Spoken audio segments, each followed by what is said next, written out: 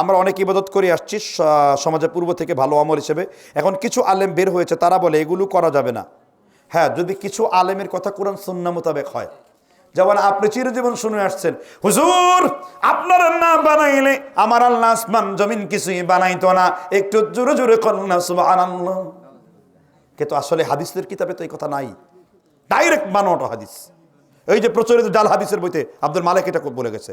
এখন নতুন একজন আলেম এসে বললো, ভাই হাদিসটা তো রাসূলের নামে বলছেন, খুঁজে পাওয়া যাচ্ছে না। আচ্ছা, আপনারা হাদিস খুঁজে পান কেন প্রশ্ন যদি করেন, আলহামদুলিল্লাহ আমার কাছে এখন সাথে একটা অ্যাপসে 3টা অ্যাপসের মধ্যে 47,000 কিতাব রয়েছে। কত হাজার? 47,000 কিতাব রয়েছে। আপনি কোন জায়গা থেকে বললেন, একটা ক্লিক করলে, একটা ক্লিকে সব কিছু চলে আসছে। আমার কাছে একটা বই আছে, তারিখুল ইসলাম, 3,96,000 রাবিদের জীবনী। এই বইটি কিনতেই প্রায় 4.5 লাখ টাকা লাগছে। 40 লক্ষ টাকার বই পুস্তক কিনছি, এখন কেনাই শুরু করি নাই। একজন শিল্পপতি বলে, কত লাখ টাকা বই? আমি কত কোটি নিয়ে বের হবেন, 10 মিনিটে ফকির হয়ে যাবেন আপনি। এত কিতাব দুনিয়াতে আল্লাহ তাআলা মজুদ রেখেছেন, সুবহানাল্লাহ বলেন।